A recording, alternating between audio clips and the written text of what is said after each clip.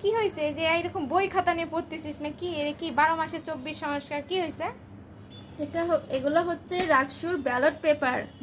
আগামী 16 অক্টোবর রাকসুতে সম্মিলিতভাবে ভোট হবে, আর সেখানে হচ্ছে এই ব্যালটগুলোতে আমরা দেখতেছি যে কার ব্যালট পেপার সুন্দর, কাকে ভোট দেওয়া যায়, কে যোগ্য প্রার্থী। এই তো সবাই ভোট দিন। ও তুই খালি এই তিনটা কি দেখাচ্ছিস? আর গুলা কি হইছে?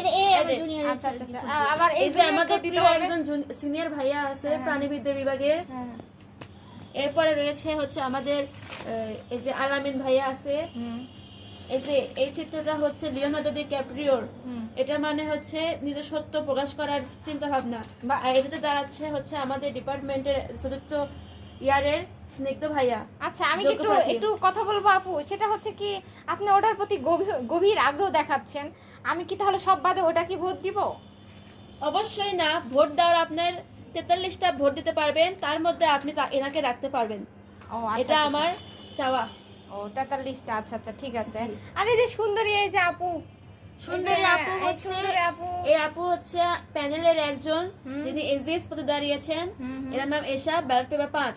আচ্ছা আচ্ছা আচ্ছা, আপনি এনাকে দিতে পারেন যোগ্য প্রার্থী।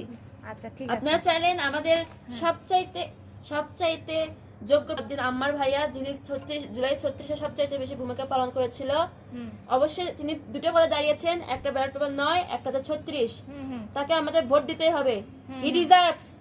আচ্ছা এই তুই চুপ কর। তারপর আর কাকে কাকে ভোট দিবেন আপনি আপু বলেন? এরপর আমি ভোট দিব অবশ্যই ও ঠিক করেও রাখছেন আলাদা আলাদা। হ্যাঁ আমাদের ডিপার্টমেন্টের 3rd ইয়ারের ভাইয়ের নাম আলিফ ভাইয়া, সবচাইতে যোগ্য প্রার্থী তথ্য ও পরিবেশ সম্পাদনায়। হ্যাঁ ক্রিয়া সম্পাদনা দিতে পারি আমি এই ভাইয়াকে। ও আচ্ছা আচ্ছা আচ্ছা, ব্যালট 6 দিতে পারি এই ভাইয়াকে। ইনি আইন বিভাগে পড়েন, দেখে আমার ভালো লাগছে। যোগ্য প্রার্থী। আচ্ছা আচ্ছা আচ্ছা, ধন্যবাদ। ও আর ভোট দিতে চলে আসবেন। আচ্ছা আর সকাল সকাল ভোট দিবেন। হ্যাঁ ভোট চুরি হওয়ার কোনো ভয় থাকবে না। ভোট দিয়ে সুন্দরভাবে উৎসব মুখর পরিবেশে আপনারা চলে যাবেন।